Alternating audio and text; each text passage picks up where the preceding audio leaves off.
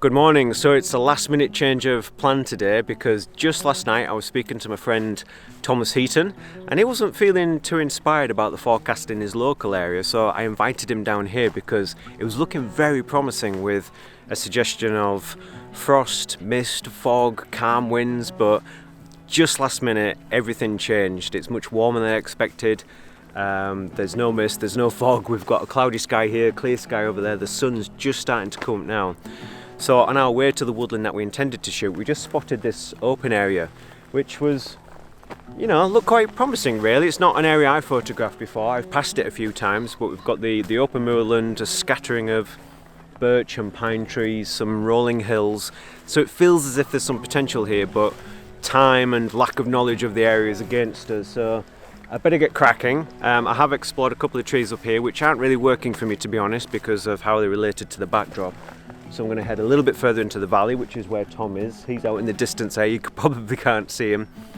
But yeah, I want to check out some birch trees down here and fingers crossed we'll make something work, and the idea is we'll get some nice ambient glow as the sunlight starts to reflect off some of these clouds.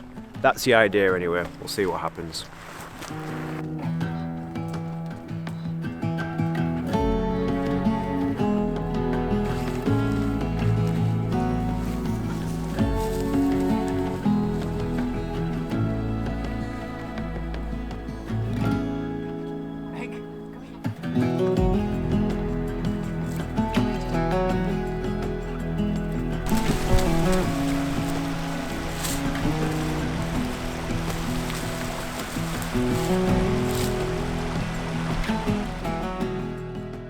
So despite quite a bit of rooting around in a fairly limited amount of time, I wasn't able to find a composition that I was particularly happy with before the sun came up. However, I have found this fantastic birch tree.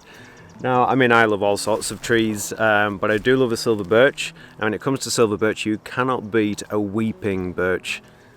And this one is a fantastic example. There's just something very majestic about all these draping branches in a perfectly vertical format, just delicate, appealing, painterly, looking really quite nice at the minute because the catkins are starting to come through. Now, although this is a fabulous tree, it's not perfectly located. Obviously, in an ideal world, it'd be nice to have something like this completely isolated. In a hoarfrost, something like that would be absolutely amazing. But despite the conditions not being very good for it today, I still want to take some images of it because just going through the process of getting to know the tree, the branch structures, the best angles, etc., it just builds up my knowledge so that when I come back, hopefully under much better conditions, I know exactly what I want to achieve with it. I can go home, study some of these photographs, spot any possible areas of improvement, etc. But yeah, I mean, there's a few tricky things, such as the pine trees directly behind it. They're a bit of a shame. Particularly because there's quite a few bright sky spots coming through, so we would want some much softer light to try and tone those back. But I think under the right conditions we can keep the emphasis on the tree and on those beautiful draping branches and just go for, getting close, go for something a little bit more abstract, concentrating on those beautiful qualities of the weeping nature of this tree.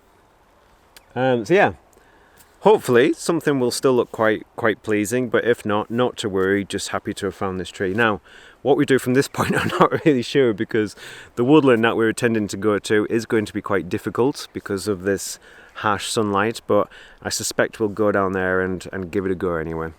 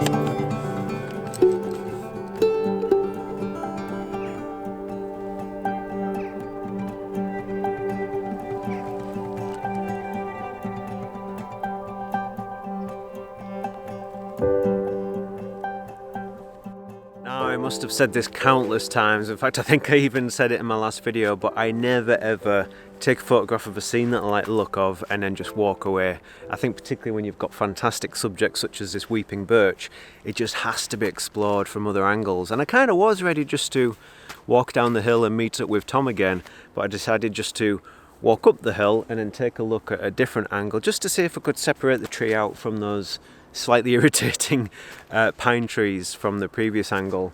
And it's opened out this beautiful view, not this dramatic view, but very quaint and typical of our local countryside here, where we've got just the shallow valley and the little farmhouse in the distance, and it's a lovely scene, but quite different to the other approach, looking at the tree straight on. I think now we can bring out or separate some more of those lovely delicate draping branches, which are just stand out really quite nicely against the distant hillside. So yeah, it really brings out some of the nice characteristics of this tree. Now I must stress that I don't think this is going to be a keeper today. I think the light was quite pleasant at one point. We had a nice shaded area at the bottom just to frame off the bottom of the image. Like I said, the farmhouse in the distance, a bit of empty space just to give this tree some breathing room. But the one thing that really bugged me was that we've got this strip of cloud, and on the rim of the cloud it's bright white, so we've got this bright white line right across the middle of the sky there, and that's not ideal. I find that a bit distracting. I think it kind of distracts from some of the calming feel of the tree and the scene overall. So for me it's about trying to nail a composition and then coming back on another day, because there's been numerous times I've driven through this valley here and there has been mist, so I think a frosty, misty morning would be absolutely perfect. So that's what I'll strive towards. But the most important thing is that I've kind of logged this tree away in the memory bank, and I'll definitely return to it. So yeah, framed up an image there. It's probably going to be a 4.5, possibly a 4.3, just to give a little bit more room on the left hand side. But yeah, quite happy with that. Well, actually I'm thrilled to have found this tree. I think it's going to holds a lot of potential. Right. Yeah, see what we make of that, but now it's time for me to go and find Tom and see what he's been up to.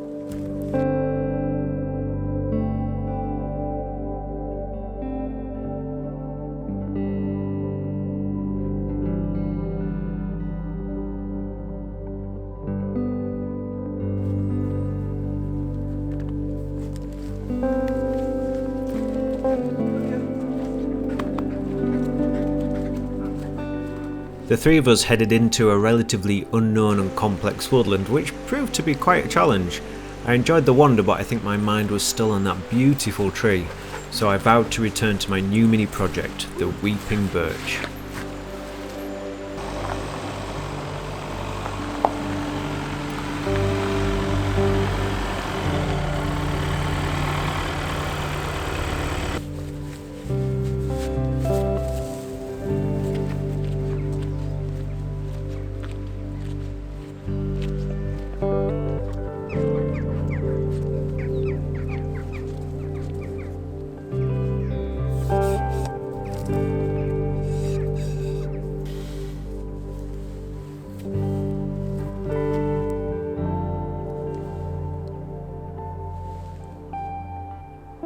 "24 hours later and I'm back at this fabulous weeping birch." Now Tom's not with me today. It was good to see him yesterday and share this space with him. I mean, never mind 2 meters apart, we were at least 200 meters apart for most of it. But yeah, it was good to see him anyway.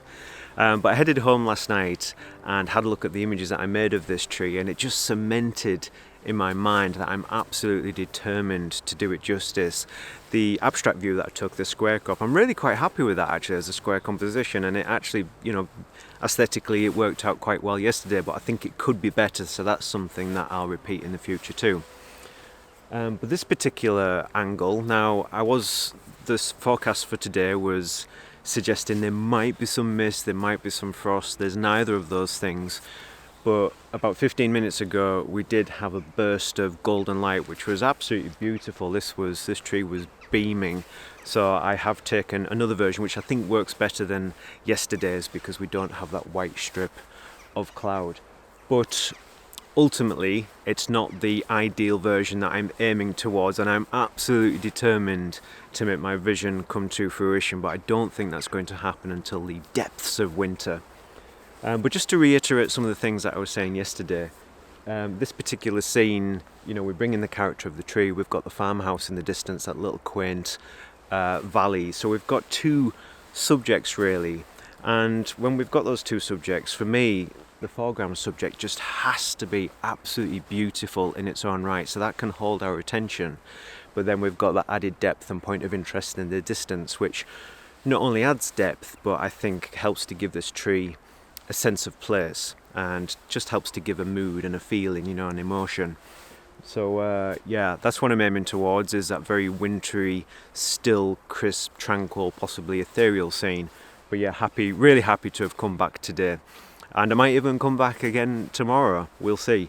But I think that's the thing, is that it's that determination, and that's just part and parcel of being a landscape photography, I think. Being a landscape photographer is just to come back time and time again, just to try and achieve what you want creatively. And the more you try, the more you come back, the luckier you get. That's it really, just a quick repeat visit, because I'll probably be obsessed with this tree for a while, and no doubt you'll see it again. But thank you very much for watching this episode, and hopefully I'll be back next week.